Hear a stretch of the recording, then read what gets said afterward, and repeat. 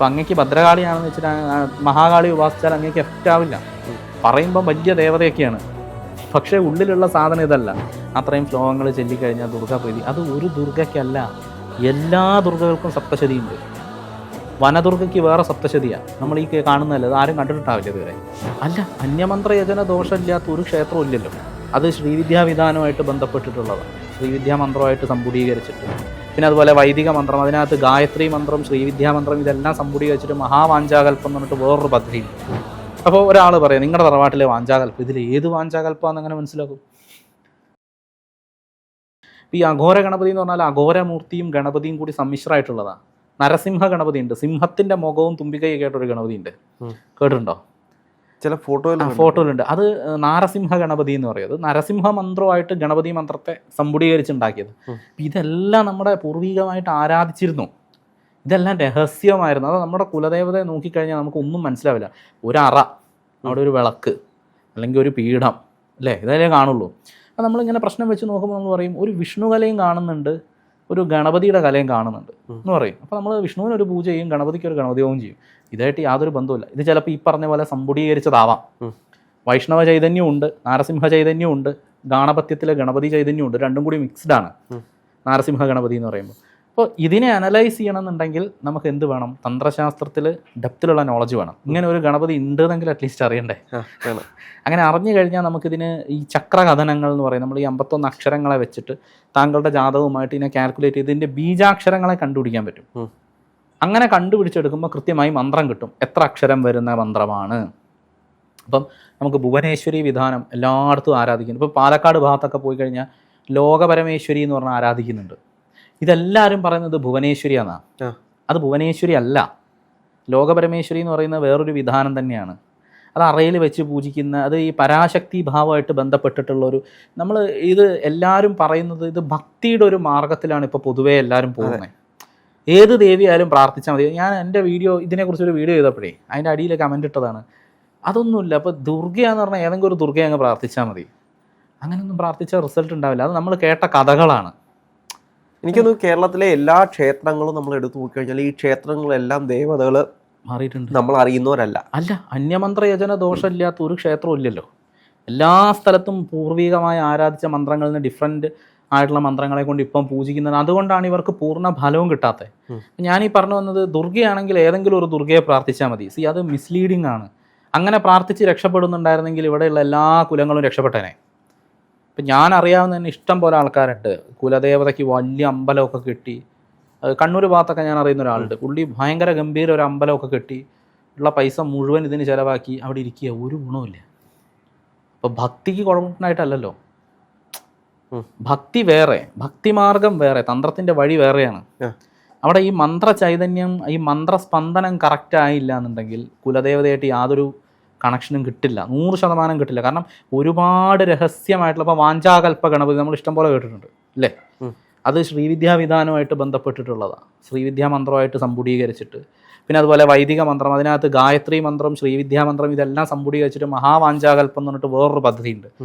അപ്പോൾ ഒരാൾ പറയാം നിങ്ങളുടെ തറവാട്ടിലെ വാഞ്ചാകൽപ്പം, ഇതിൽ ഏത് വാഞ്ചാകൽപ്പമാണെന്ന് അങ്ങനെ മനസ്സിലാക്കും? അപ്പോൾ ഇത് കൃത്യമായി അല്ല എന്നുണ്ടെങ്കിൽ ഉറപ്പായിട്ട്, കാരണം എൻ്റെ പിതൃക്കളായിട്ടുള്ള ആൾക്കാർ, അല്ല എൻ്റെ പൂർവികർ, ഇപ്പം അങ്ങയുടെ പൂർവികരെ ആരാധിച്ച ഒരു ദേവത, ആ ദേവതയുടെ മന്ത്ര ചൈതന്യം അങ്ങയിൽ എന്തായാലും ഉണ്ടാവും. അതിനങ്ങേക്ക് ഒരു ഗുരുവിൻ്റെ ഉപദേശം പോലും ആവശ്യമില്ല. കാരണം ആ മന്ത്രം അങ്ങയുടെ ഉള്ളിൽ ഓൾറെഡി എന്താണ്, ജനറ്റിക്കലി ഇംപ്രിൻറ്റഡ് ആയി കിടക്കുന്നതാണ്. ജസ്റ്റ് ആ മന്ത്രം ജപിച്ചാൽ പക്ഷേ ആ മന്ത്രം ആയിരിക്കണം. ഇപ്പം അങ്ങേക്ക് ഭദ്രകാളിയാണെന്ന് വെച്ചിട്ട് മഹാകാളി ഉപാസിച്ചാൽ അങ്ങേക്ക് എഫക്റ്റ് ആവില്ല. പറയുമ്പം വലിയ ദേവതയൊക്കെയാണ്, പക്ഷേ ഉള്ളിലുള്ള സാധനം ഇതല്ല. അതിനെ എഫക്റ്റ് ആക്കണം എന്നുണ്ടെങ്കിൽ അതിന് നമ്മൾ എന്ത് ചെയ്യണം? അതിന് പുരശ്ചരണാദി വിധികളെല്ലാം ചെയ്ത് മന്ത്രസിദ്ധിയൊക്കെ വരുത്തി കാര്യങ്ങളൊക്കെ ചെയ്യണം, നല്ലോണം മെനക്കെടണം. കുലദേവതയാകുമ്പോൾ അതിൻ്റെ ആവശ്യമില്ല. കാരണം അത് ഓൾറെഡി പൂർവികർ സിദ്ധിയാക്കി അവരുടെ ജീവനിലുള്ള ബീജവും അണ്ടവും ഒക്കെ ചേർന്നിട്ടാണല്ലോ നമ്മൾ ഉണ്ടാകുന്നത്. ഇതിനകത്തൊക്കെ ഈ മന്ത്രചൈതന്യം ഉണ്ട്, മനസ്സിലായോ? അപ്പോൾ ഈ ചൈതന്യം നമ്മുടെ ഉള്ളിലുണ്ട് സിദ്ധമാക്കപ്പെട്ട രൂപത്തിൽ. പക്ഷെ കൃത്യമായി അനലൈസ് ചെയ്യണം. കൃത്യമായി അനലൈസ് ചെയ്താൽ മാത്രമേ എന്ത് ചെയ്യാൻ പറ്റുള്ളൂ? ഇതിനെ ഉപാസിച്ച ഫലം ഉണ്ടാവുള്ളൂ. അതാണ് ഈ ഇപ്പം നമ്മൾ പറഞ്ഞു വന്നത് ഈ ദോഷം വരുന്ന ഒരു ക്രമത്തിനെ പറ്റിയല്ലേ. അപ്പോൾ ഈ ദേവതകൾ മാറിക്കഴിഞ്ഞാൽ അതെന്താവും? അത് ദുരിതാവസ്ഥയിൽ പോയി കിടക്കും. അങ്ങനെ കിടക്കുന്ന സ്ഥലത്ത് ഇത് പിന്നീട് ഇത് ആരാധിക്കപ്പെടുന്ന സമയത്ത് അല്ലെങ്കിൽ ഇങ്ങനത്തെ ദുർമൃതികൾ ഉണ്ടാകും, ഇതുമായിട്ട് കണക്റ്റായി അത് ബാധാവസ്ഥയിൽ പോകും. ബാധാവസ്ഥയും ശാപവും ദുരിതവും ദോഷവും എല്ലാം ഒരുമിച്ച് വരുന്നതുണ്ട്. അങ്ങനെ പല രീതിയിലുണ്ട്. അപ്പോൾ അജ്ഞത എന്ന് പറയുന്നത് ഇതിനകത്ത് വലിയൊരു പ്രശ്നമാണ്. ഒന്നാമത് വെച്ചാൽ നമുക്ക് ഈ ശാസ്ത്രത്തെക്കുറിച്ചൊന്നും മര്യാദയ്ക്ക് ആരും പറഞ്ഞു തരാനില്ല. കംപ്ലീറ്റ് മിസ്ലീഡ് ചെയ്താണ് പോകുന്നത്. ഇപ്പോൾ ഒരാളോട് ഈ പറഞ്ഞ പോലെ ഇപ്പം ഞാൻ ആ കമൻറ്റിൻ്റെ കാര്യം പറഞ്ഞല്ലോ, ദുർഗയാണെങ്കിൽ പ്രാർത്ഥിച്ചാൽ മതി എന്ന് പറയുമ്പോൾ എല്ലാവർക്കും സമാധാനമാവും. കാരണം ആൾക്കാർക്ക് സമാധാനമായിട്ട് കേൾക്കാൻ ഒരു ഭയങ്കര ഇഷ്ടമല്ലേ, എളുപ്പമായല്ലോ. പക്ഷേ അങ്ങനെ എളുപ്പമല്ല. അങ്ങനെ പ്രാർത്ഥിച്ചാൽ അവർക്ക് റിസൾട്ട് കിട്ടില്ല എന്ന് മാത്രമല്ല, ചിലപ്പോൾ പ്രശ്നം ഉണ്ടാവുകയും ചെയ്യും. ഈ ഉപാസനയ്ക്ക് പോലും തടസ്സം ഉണ്ടാകും. പറഞ്ഞാൽ മനസ്സിലായി. അപ്പം അങ്ങേക്ക് ദുർഗയ്ക്ക് ഭയങ്കര ഇഷ്ടമായെന്ന് വിചാരിക്കും. ദുർഗയുടെ മന്ത്രം ജപിക്കുക. അപ്പം ദുർഗ തന്നെ കുറേ ഉണ്ട്, 168 ടൈപ്പ് ദുർഗമാരൊക്കെ ഉണ്ട്. അപ്പം അങ്ങയുടെ തറവാട്ടിൽ ഇപ്പം ആസുരി ദുർഗ, അത് വശീകരണം പോലത്തെ കാര്യങ്ങൾക്ക് ഉപയോഗിക്കുന്ന മന്ത്രം ആസുരി ദുർഗ എന്ന് പറയുന്നത്. ലവണ ദുർഗയുണ്ട്. ലവണ ദുർഗ അതുപോലെ വശ്യത്തിന് വേണ്ടി ഉപയോഗിക്കുന്നതാണ്. പിന്നെ അതുപോലെ കടുക പത്രിക, അത് മറ്റേ ആസുരി ദുർഗയിലെ മന്ത്രത്തിൽ വരുന്നതാണ്.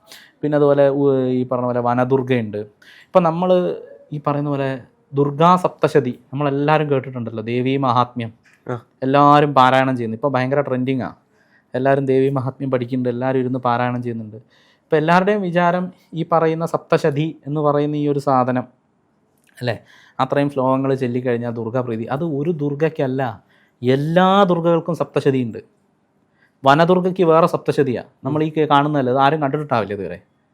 ബ്രാഹ്മരി ദുർഗയ്ക്ക് വേറെ സപ്തശതിയാണ്. ഈ പറയുന്ന ദുർഗമാർക്കൊക്കെ വേറെ വേറെ വേറെ സപ്തശതികളുണ്ട്. അപ്പം അങ്ങയുടെ തറവാട്ടിൽ ഇപ്പോൾ പ്രശ്നപ്രകാരം കാണുകയാണ്, തറവാട്ടിൽ സപ്തശതി ഹോമം നടന്നിരുന്നു.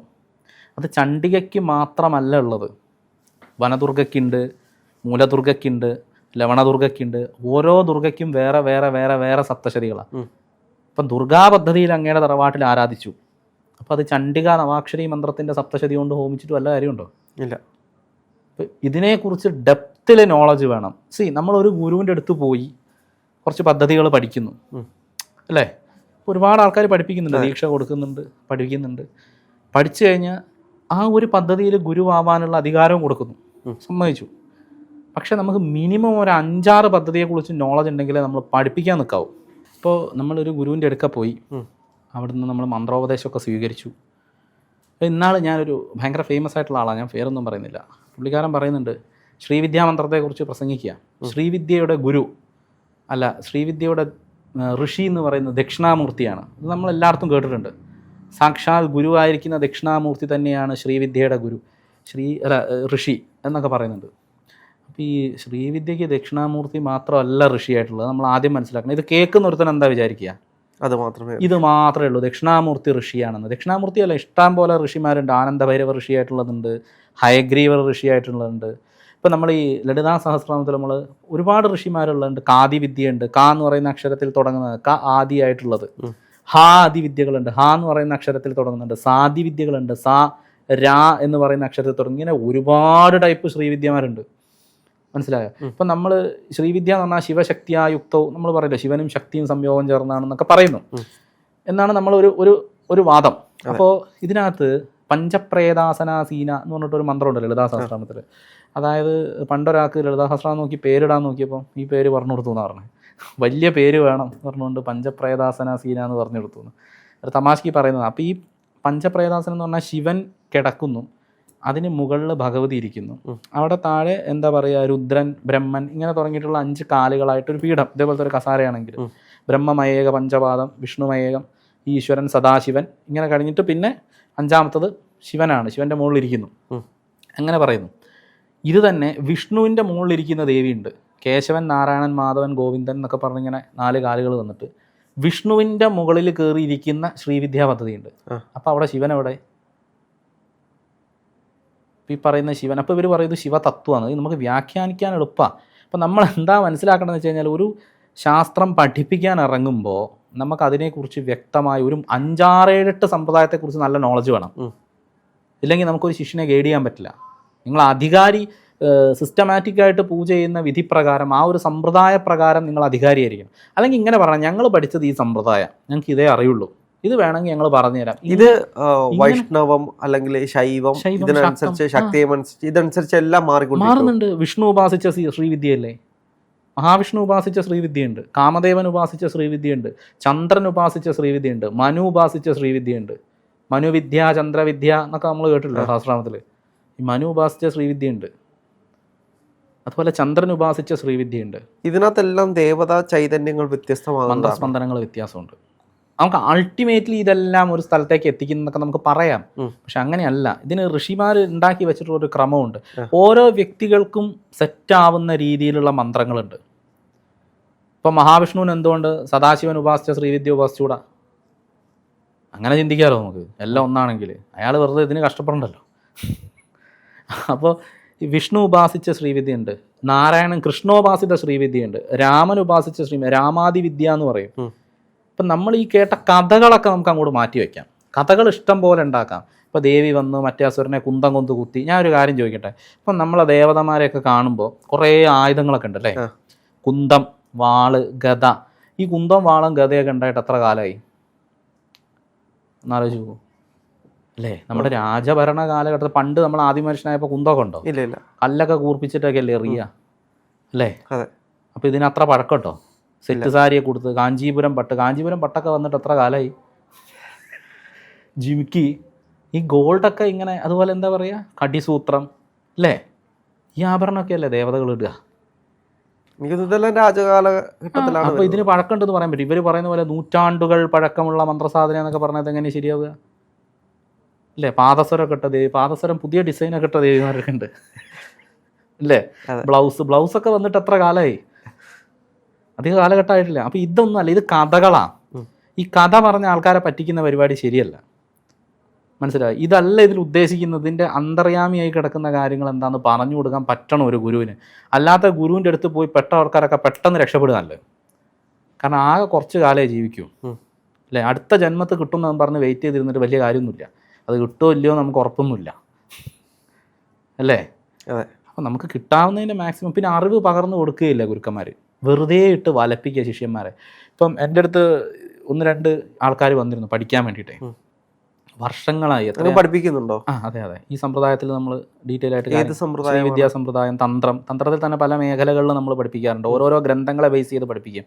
അങ്ങനെ പഠിച്ചിട്ടേ കാര്യമുള്ളൂ. ഈ ശ്രീവിദ്യ ഉപാസന പലതുണ്ട് എന്ന് പറഞ്ഞില്ലേ? പലതുണ്ട്. ഏത് ഇല്ല, ഞാൻ ചെയ്യുന്ന സമ്പ്രദായം ശാംഭവാക്യ ഊർധ്വംനായ പദ്ധതി എന്ന് പറഞ്ഞിട്ടൊരു പദ്ധതിയാണ്. അത് കാശ്മീര ശൈവമൊക്കെ ആയിട്ട് ബന്ധപ്പെട്ടിട്ടൊരു പഴയ പ്രാചീന പദ്ധതിയാണ്. അതിന് പ്രിന്റഡ് ടെക്സ്റ്റുകളൊന്നുമില്ല, കൈയെഴുത്ത് പ്രതികളാണുള്ളത്.